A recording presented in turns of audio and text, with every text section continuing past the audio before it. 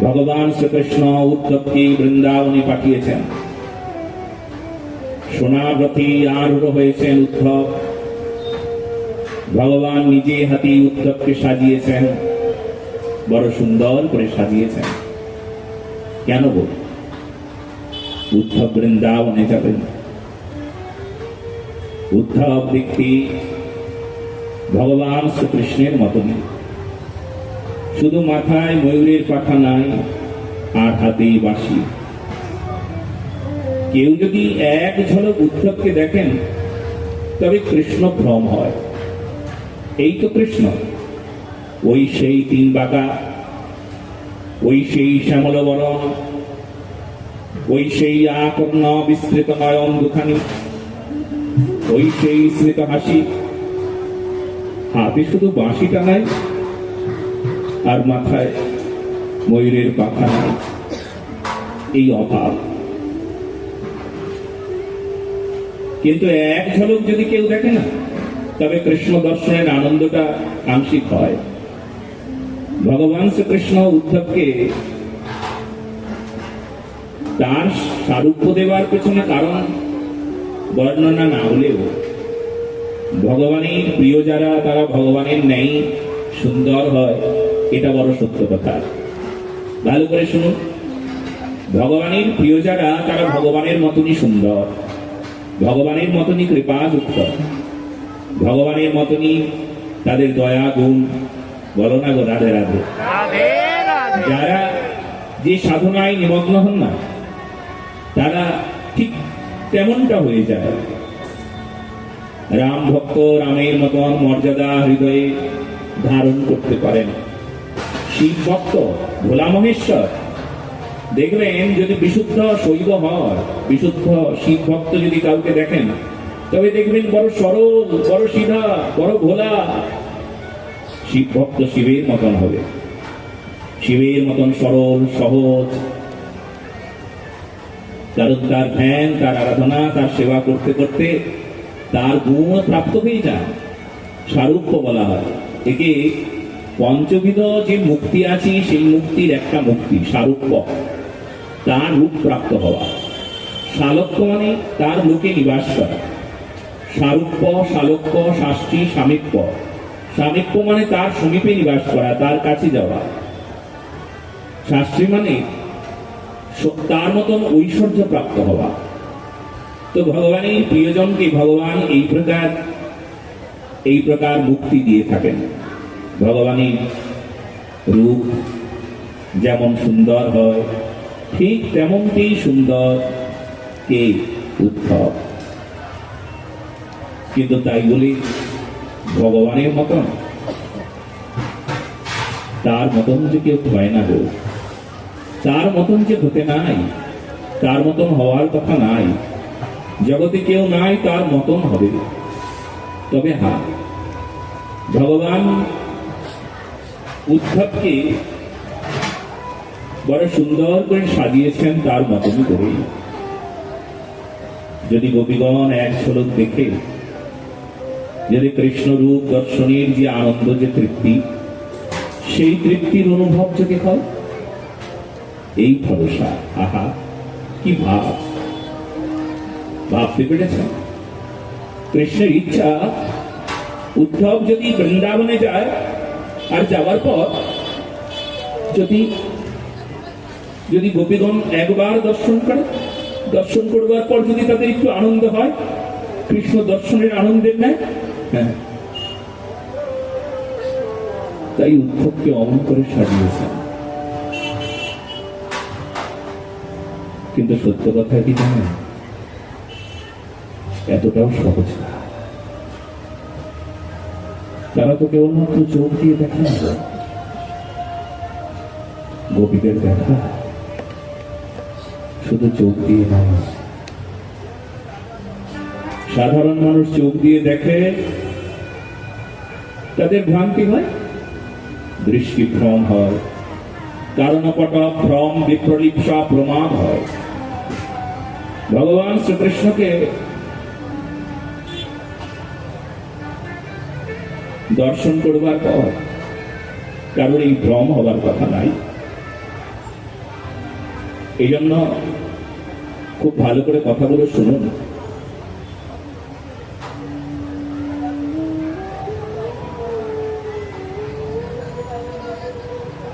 আমরা চোখ দিয়ে দেখি, জগৎ দেখি, ভ্রমে পড়ি, চোখের ভুল। কেন? ভুলটাই যে দেখি, তাই ভুলটা স্বাভাবিক হয়ে যায়। যা দেখি সেটা আসলে সত্য না। এই জন্য চোখের দেখা যায় তা ভ্রম হয়, মরিচিকা হয়, দৃষ্টিভ্রম, কারণপটক, ভ্রম, বিপ্রলিপ্সা। এই যে বাইরের চোখ, এই যে চর্মচক্ষু, এই যে প্রাকৃত চোখ, এইসব চোখে কি দেখবো তুমি বলো তো? সেই জন্য অমন করে দেখাটাও প্রয়োজন। দেখতে হলে গোপীর চক্ষু তো যেমন তেমন চোখ না, ও তো প্রেমের চোখ। প্রেমের চোখটা কেমন হয় জানেন? প্রেমের চোখ হৃদয়ের দ্বারা অনুভব করে তারপর দেখা। প্রেমের চোখ অন্তরস্থিত সেই রূপ, যারে ভালোবাসি তার রূপ, যার কথা ভাবি তার ভাবনা, যাকে মননে, চিন্তনে, আবেগে, অনুভবে সদা সর্বদা যাকে নিয়ে আমার সবকিছু, ওই যে তার সম্বন্ধে যা কিছু আছে, যখন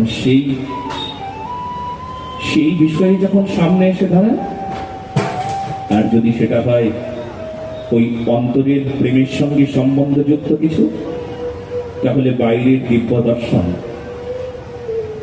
সে দিব্য দর্শনে সাধকের আনন্দ হয়।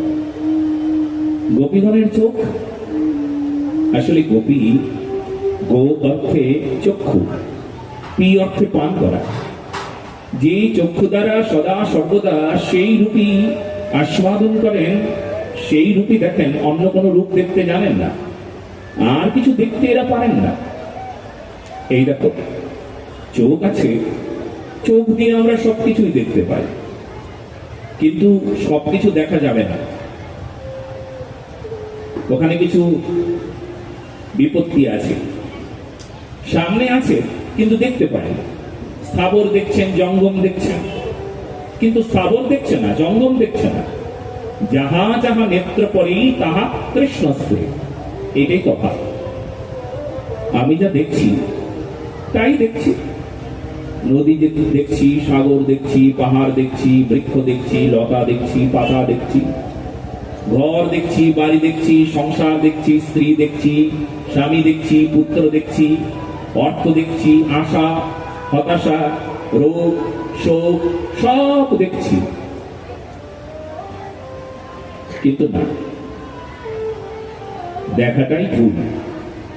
যা দেখছেন আসলে ঠিক দেখছেন না। কারণ প্রেমের চোখ যদি হতো, প্রাকৃত চক্ষু যদি হতো, তাহলে এইসব আর দেখা যেত না। ভালো করে বুঝুন, দার্শনিক কথা তো, ভালো করে মন দিয়ে বুঝতে হবে। যা দেখা যাচ্ছে সেটা দেখা যেত না, কিংবা যা দেখছি সেটা দেখা হতো না। স্থাবর জঙ্গম না দেখে সর্বত্র হয় যে তার ইষ্টদেব স্ফূর্তি। যাহা যাহা নেত্র পরে তাহা কৃষ্ণস্ফুরে। তফাৎটা দেখলেন? এই জন্য আমার চোখ আর সাধকের চোখের তফাৎ, আমার চোখ আর গোপীর চোখের তফাৎ। আমার চোখে আমি বিষয় দেখতে জানি, বিষয় দেখতে পাই, কিন্তু সাধক বিষয় দেখতে জানে না।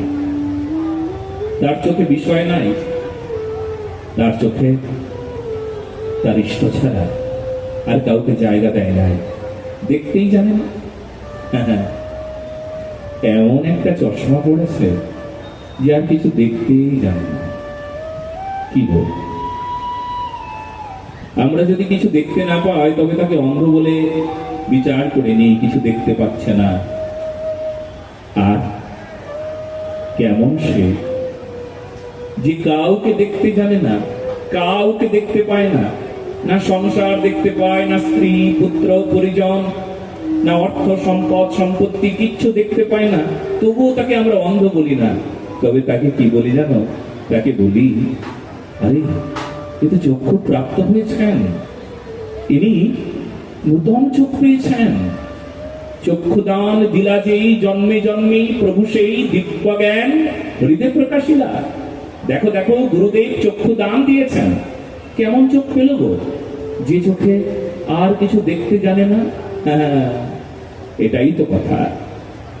এই জন্য গোপী তার সামনে যদি উদ্ধব এসে দাঁড়ায় তবে কি হবে সেটা আপনারা পরে হয়তো জানবেন, কিন্তু আমি আগেই বলে দিচ্ছি, উদ্ধব দাঁড়ালেও উদ্ধবকে দেখেই বলবে এ কৃষ্ণ হতে পারে না। আরে গোপী তো দূরের কথা, ওখানকার পাখি, বৃন্দাবনের পাখি, বৃন্দাবনের পশু, বৃন্দাবনের প্রকৃতি পর্যন্ত উদ্ধবকে দেখছেন, মেনে নিতে পারছেন না। এটা হতে পারে না, এ কৃষ্ণ না। কেমন করে কৃষ্ণ হবে? না না না না, এ কৃষ্ণ না, এ কৃষ্ণ হতে পারে না। কৃষ্ণ হলে তো একটা বৃক্ষ বলছে, একটা বৃক্ষ, বৃক্ষ, হ্যাঁ একটা বৃক্ষ বলছে। আরে কৃষ্ণ হলে তো এসে আমাকে জড়িয়ে ধরতো। তুই এত বড় হয়েছিস, এখানকার সব বৃক্ষগুলো কৃষ্ণকে চেনে, জানো? কৃষ্ণ এলেই আমায় জড়িয়ে ধরতো, কৃষ্ণ এলেই আমাকে জড়িয়ে ধরে বলতো, ওরে আম্র, ওরে বকুল, ওরে পদ্ম, ওরে ওরে তুলসী, তুই এত বড় হয়েছিস, আয় আয় আয়।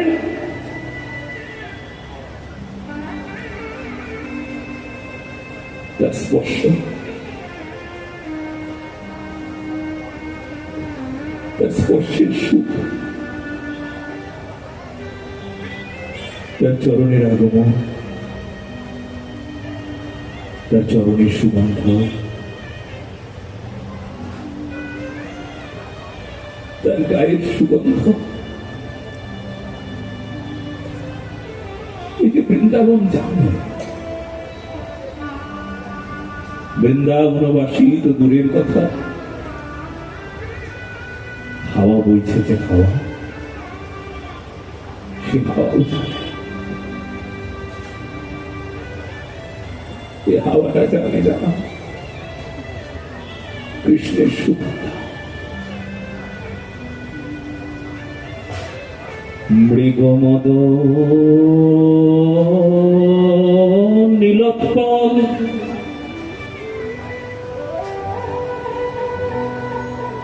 মিলনে যে পরিমল,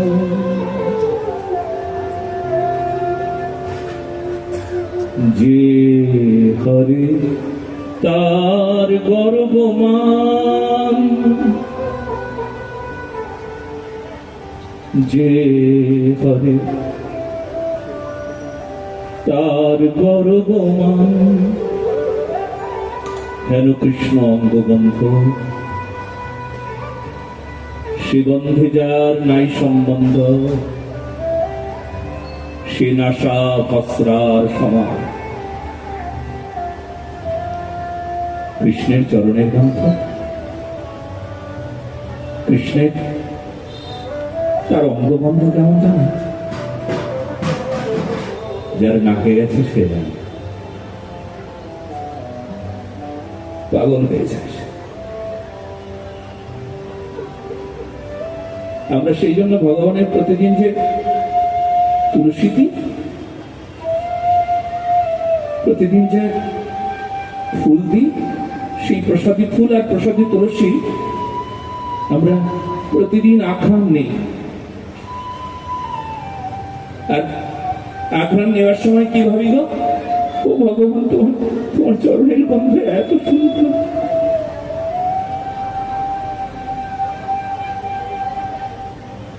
ও ভগবান, তোমার চরণের সুগন্ধ আমার আমার এত আনন্দ যে ভগবানের চরণের সুগন্ধের আস্বাদন করে সংসারের দুর্গন্ধ তার আর নাকে আসে না, সংসারের দুর্গন্ধ তার আর ভালো লাগে না। আরে কুকুর তো সে, আরে কুকুর সে, কুকুর কে? কুকুর সে কুকুর, জানো? ওই যে তুমি কুকুরটাকে খুব যত্ন করে ঘরে রেখেছো, কিন্তু কুকুর একদম ছুট পেলেই দড়িটা খুলে দাও, দেখবে ওই ওই রাস্তায় গিয়ে গিয়ে না ওই নরলোকের মল খেয়ে তার আনন্দ হয়। কি? আরে তার কাছে ওটা সুগন্ধ। কুকুরের মতন, কুকুরের মতন যার যার ভগবানের সঙ্গে সম্বন্ধ নাই, মায়ার সঙ্গে যার সম্বন্ধ, যার ধর্ম নাই, সে কুকুরের মতন দুর্গন্ধই তার ভালো লাগে, কাম তার ভালো লাগে, লোভ তার ভালো লাগে, সংসারের অজ্ঞানতা গ্রাসে গ্রাসে গ্রহণ করে, সংসারের পাপ পঙ্কিলতা লোভ লালসা গ্রাসে গ্রাসে গ্রহণ করে। সে কে? যে অধর্মকে বেছে নিয়েছে। অধর্মকে ভালো লাগে, অধর্মকেই সুগন্ধ বলে মনে হয়। কুত্তার মতো, কুত্তা যেমন মল গ্রাসে গ্রাসে মহানন্দে খায়, ঠিক তেমনি এই জন্য ভগবানের চরণের সুগন্ধ তার আস্বাদন করতে হবে, অনুভব করতে হবে ভগবানের চরণের সুগন্ধ। যদি কারো নাসিকায় প্রবেশ করে, একদিন তো পাবেনই পাবে। যারা সন্ত মহাপুরুষ তারা তো প্রতিদিন ভগবানের চরণের সুগন্ধের আস্বাদন করে, প্রতিদিন সুগন্ধ আসে, চরণের সুগন্ধ, এত গন্ধ, এত গন্ধ, বলো না বলা। আর যদি আস্বাদন না হয় তবে সংসারের দুর্গন্ধ ভালো লাগবে, কুকুরের মতো। সংসারের দুর্গন্ধ কোনটা বললাম জানো?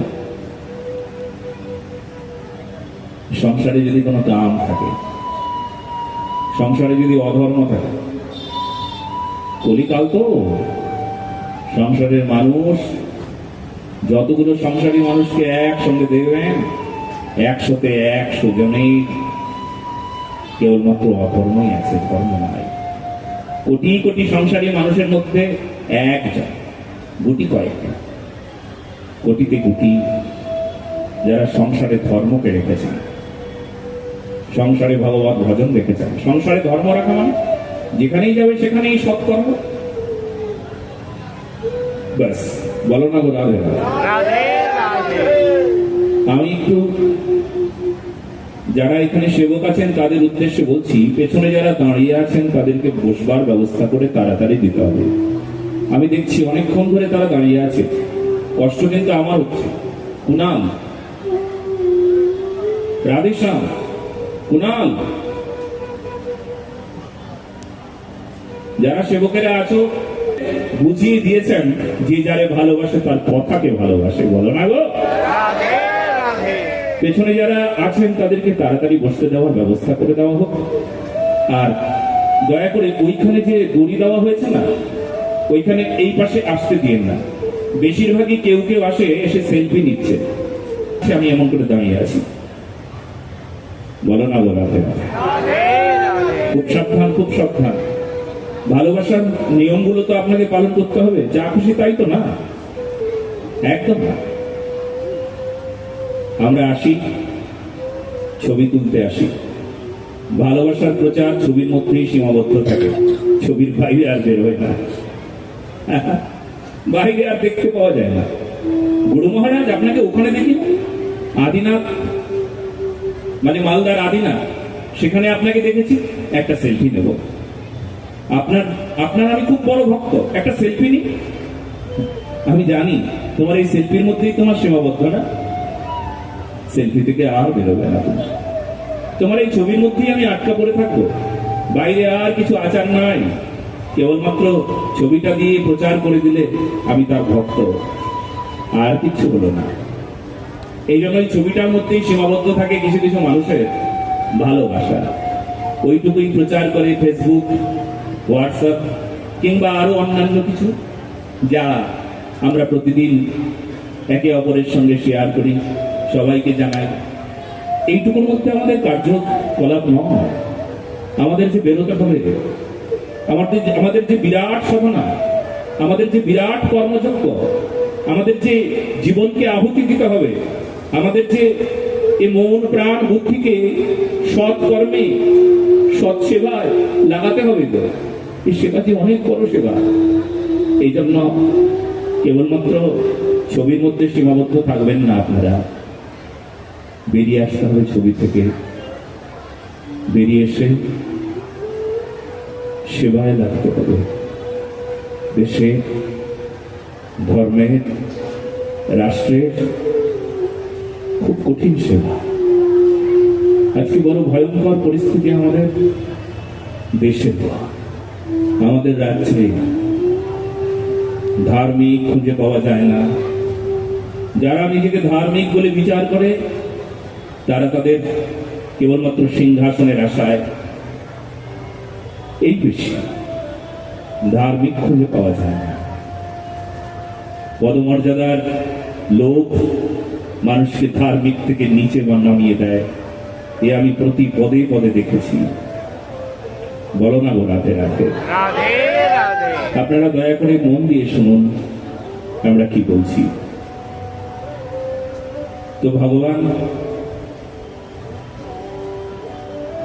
উদ্ধবকে পাঠিয়েছেন বৃন্দাবনে।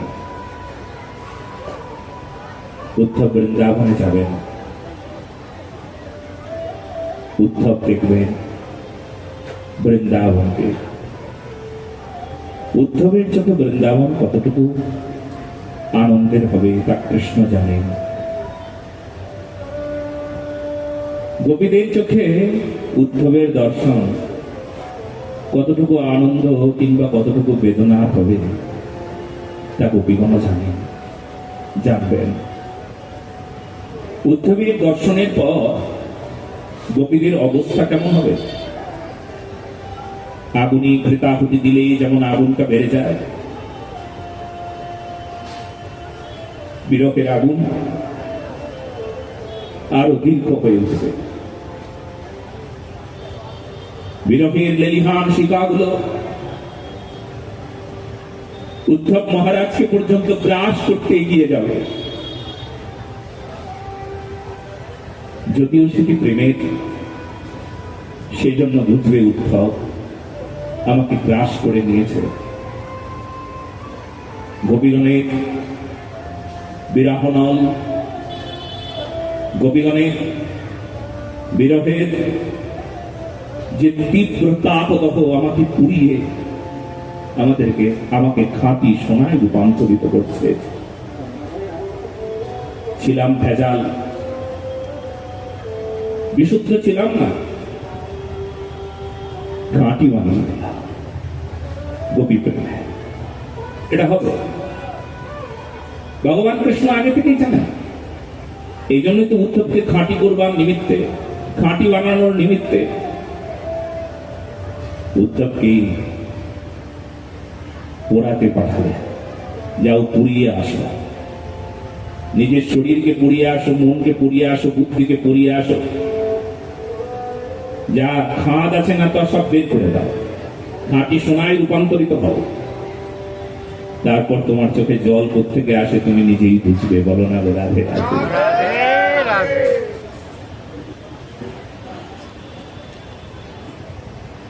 বাবার থেকে একজন জিজ্ঞেস করেছেন, বাবা কি করে এত কাঁদে রাধা কৃষ্ণ, ভজন করলে এত কাঁদে কেন গো?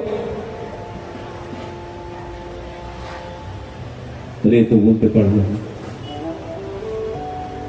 যে ভজন করে সেই তো জানে, আর যদি কেউ জানে সে তো তার মুখ দিয়ে বলতে পারে না।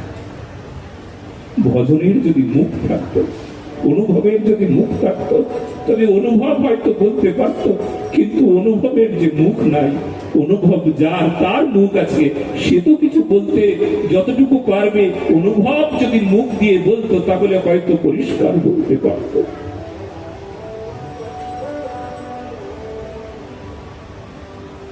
এটা প্রেমাস্ত্র। আমি যদি বলি এই চোখে জল কেন, আমি কিছু একটা বলে দেব।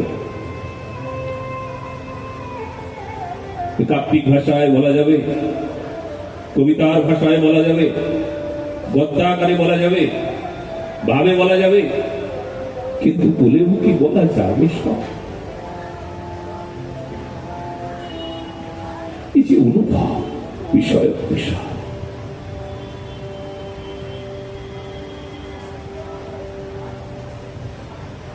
প্রেমের যদি মুখ থাকত তবে প্রেম হয়তো বলে বুঝিয়ে দিত এই প্রেম। এই জন্য ভগবান কৃষ্ণ উদ্ধবকে পাঠিয়েছে, উদ্ধব যা, বৃন্দাবনে যা, খাঁটি হয়ে এসো। যতদূর পর্যন্ত নজর যাচ্ছেন কৃষ্ণের, ততদূর পর্যন্ত তাকিয়ে আছেন দূর, ওই সীমানার দিগন্ত রেখার সঙ্গে মিশে গেল। রথ আর দেখা যাচ্ছে না, এই যা চলে গেল বৃন্দাবনে। কৃষ্ণের মনোরথ বৃন্দাবনে পৌঁছল। কৃষ্ণ আসলে বৃন্দাবন থেকে কোথাও যান না, যেতেও পারেন না, কিন্তু লীলা করতে হয় তো ভগবানকে।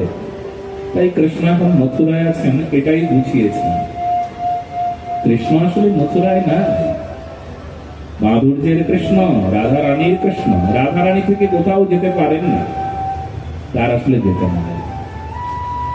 কিন্তু লীলা করতে হলে তাকে যে মথুরাতেও থাকতে হবে, বিরহ দিতে হবে, বিরহ শিক্ষা দিতে হবে। রাধারানীর কি হবে, গোপীগণের কি হবে, প্রচারের দরকার আছে, তাই করছে উদ্ধব। বৃন্দাবনের সেই সঙ্গমস্থলে এসে পৌঁছেছেন। সহসা পশ্চিম গগনে সূর্যদেব ঢলে পড়েছেন। সায়ংকাল, গোধূলি লগ্ন। গাভীগণ হাম্বা হাম্বা করতে করতে তারা নিজস্ব গৃহে রওনা হয়েছেন। কিন্তু প্রকৃতি যেন বড় বিরূপ হয়ে আছেন। সবাই যেন একই কথা কয়, কৃষ্ণ হারা বেদনা তারা যেন অনুভব করতে জানে। কৃষ্ণ নয়, বড় ব্যথা, বড় যন্ত্রণা। কৃষ্ণ বড় যন্ত্রণা।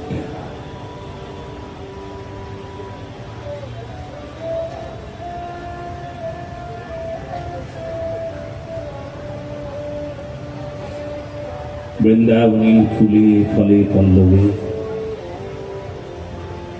সবাই কৃষ্ণ বিরহের বেদনার গান গায়। করুণ স্বর, করুণ স্বর। সরকার সইতে পারে না কেউ। পাতার উপর পাতা,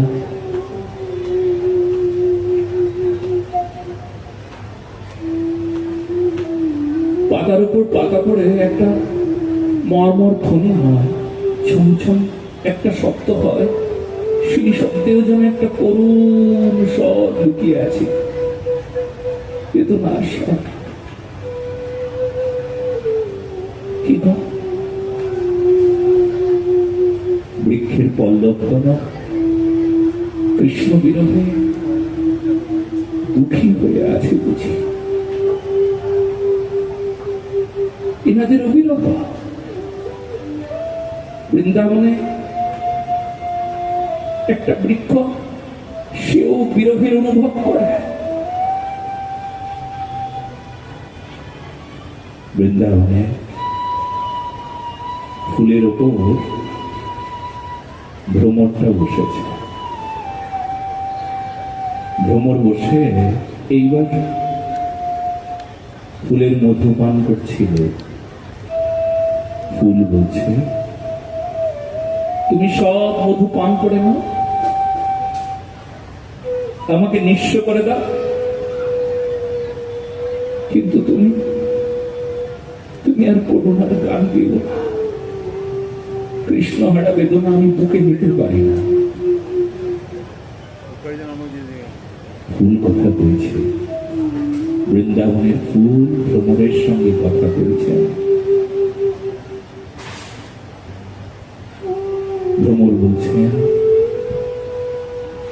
আমি যে এই গান ছাড়া আর কোনো গান জানি না গো। আমরা তো বৃন্দাবনের ভ্রমর, রাধারানীর চরণের ভ্রমর। আমরা রাধারানীর চরণ পদ্ম মধু পান করতে করতে এই তো বিরোধীর গান আমরা শিখেছি। আমাদের যে অন্য কোনো সঙ্গীত গাইতে নাই গো। যে বিরোহিনী, সে কি কখনো আনন্দের গান গাইতে পারে গো? আমাদের যে আনন্দের কোনো গান জানা না। আমরা যে বিরোহী, আমরা যে আমাদের স্বামিনীকে এই গান গাইতেই শুনেছিল। এই জন্য তার মুখের যে ধ্বনি, তাই আমার মুখে প্রতিধ্বনি হয়। উদ্ধব হতবাক হয়ে অনুভব করছেন, এখানে সবাই কৃষ্ণ বিরহে সন্তপ্ত। এখানে সবাই ব্রজনাথের আশার অপেক্ষায় সবাই বসে আছে। এমন কেউ নাই। আরে বললাম না, ফুল ফল বৃক্ষ, কুঞ্জে কুঞ্জে সব গুলমলতা আদি যত কিছু ছিল না, সবাই বিরহে লুটিয়ে পড়ে পড়ে কাঁদছেন। উদ্ধব যেন স্পষ্ট দেখতে পাচ্ছে। উদ্ধব, দেখো দেখো কেমন লতা গুল্ম আদি সবাই বৃন্দাবনে মাথা টুকরে টুকরে কাঁদছে। সহসা ওই লতাগুলো আছে না, লতাগুলোর উপরে হাওয়া পড়ছে, সহসা হাওয়া হচ্ছে, আর লতাগুলো হঠাৎ করে একবার ওই মাথাটা বৃন্দাবনের ভূমিতে ঠক ঠক করে লাগাচ্ছেন, আবার উপরে উঠছেন, আবার মাথা লাগাচ্ছেন, আবার উপরে উঠছেন, আবার মাথা লাগাচ্ছেন, আবার উপরে উঠছেন। ওরে মাথা ঠোকরাচ্ছে, কৃষ্ণ কবে আসবে বলে মাথা ঠোকরাচ্ছে। উত্তপ্ত, প্রেমের কিছু বোঝেন না, তবুও যেন মনে হচ্ছে ও কি করছে গো। ওই লতা বৃন্দাবনে ভূমিতে মাথা ঠুকরাচ্ছে। উদ্ধব গিয়ে লতার মাথায় হাত দিয়ে বলছে, ওরে তুই অমন করে কাঁদিস না।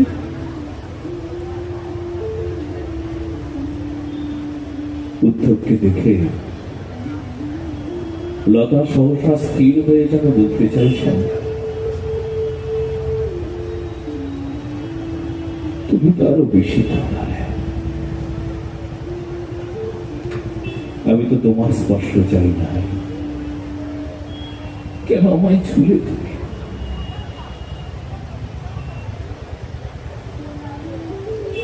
কেন আমি ছুঁয়ে তোমায় কষ্ট দিলাম বুঝি? আমি তোমায় ছুঁয়েছি, তাতে কি হলো লতা? তোমার শরীর স্পর্শ করেছি, তাতে কি হয়েছে? আমরা কৃষ্ণ স্পর্শ আর রাধারানীর স্পর্শ ছাড়া কারোর স্পর্শ আশা করি।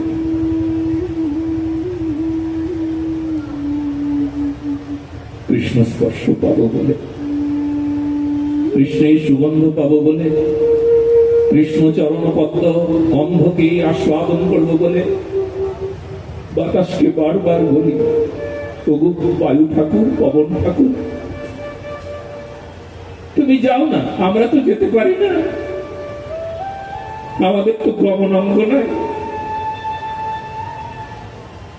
আমরা তো চলতে পারি না। ওগো ওগো বাতাস, সোজা এইদিকে। এই যমুনা পার হবে, যমুনা পার হয়ে যেতে যেতে যেতে যেতে দেখবে মথুরা, মথুরার রাজা কৃষ্ণচন্দ্র। কিছু বলবে না, শুধু তার চরণের পাশে চার পাক ঘুরে এসে ওই চরণের সুগন্ধটাকে বহন করে একটু আমাদের কাছে নিয়ে আসবে। বহুদিন তার চরণের সুগন্ধ পাই।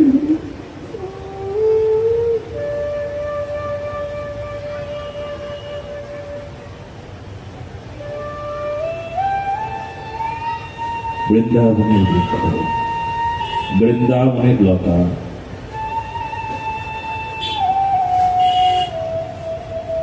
হয়তো আপনি মনে মনে ভাবছেন, মহারাজজি আপনি হয়তো কাব্য ভাষায় কিছু বলে দিচ্ছেন, তাই হয় কখনো?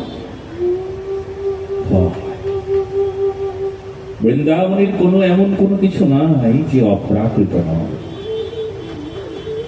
বৃন্দাবনী তরুলতা গুল্ম সবই যে অপ্রাকৃত তত্ত্ব, প্রাকৃত যে কোনো বিষয় না।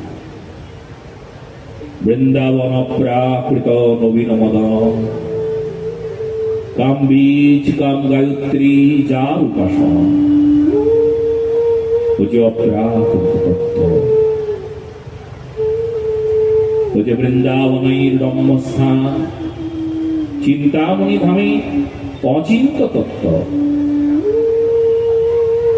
ওকে কেউ চিন্তা করে তার চিন্তনে নিয়ে এসে অনুভব করতে পারবে, এত সহজ সাধ্য না। বৃন্দাবন ব্রহ্মস্থান, দিব্য চিন্তামণি ধাম, রতন মন্দির মনোহর, আবৃত কালিন্দিনীরে রাজ হংস কেলি করে, তাহে শোভে কনক কমল,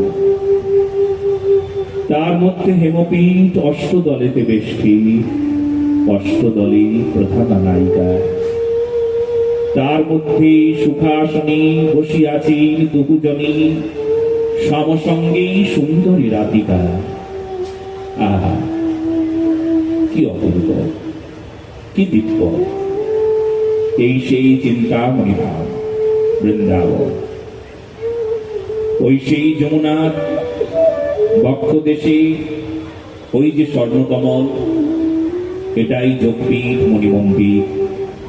গৌরীয় ভজনানন্দী সাধকের ওখানেই জায়গা, ওখানেই মিলনের জায়গা, যোগপীঠ। ওখানেই সাকারাত্মক রূপ ধারণ করেছেন কাম বীজ কাম গায়ত্রী। ওখানেই রাধারানীর মন্ত্রাদি সাকারাত্মক রূপ নিয়েছেন। ওখানেই মঞ্জুরি স্বরূপের মন্ত্রাদি সব সাকারাত্মক রূপ ধারণ করেছেন। এ তো ভজন রহস্য। এই স্থানেই যেতে হবে, এই স্থানের মিলনের স্থান। কিন্তু এই স্থানে যেতে গেলে অনেক পথ হাঁটতে হাঁটতে হয়তো গন্তব্যস্থলে কেউ পৌঁছায়, কিন্তু এই পথ হাঁটা কেবলমাত্র হাঁটলে হবে না। এই যে আদৌ শ্রদ্ধা, সাধু সঙ্গ, ভজন ক্রিয়া, অনর্থ নিবৃত্তি হবে, নিষ্ঠা আসবে, রুচি আসবে, ভাব আসবে, তারপর প্রেম আসবে। আহা, এছাড়াও প্রেমের আরো অনেক বড় স্তর। সাক্ষাৎ রাধারানী চরণ প্রাপ্তির জন্য সেই অসীম, সেই অনন্ত প্রেমের দিশা ওই জায়গায় আছে। এই জন্য আমরা সবাই এসেছি। আমরা সবাই এই প্রেমের দরবারে এসেছি, যাত্রা শুরু করব, আমরা চলব। বৃন্দাবনীর অপ্রাকৃত পক্ষে কাছে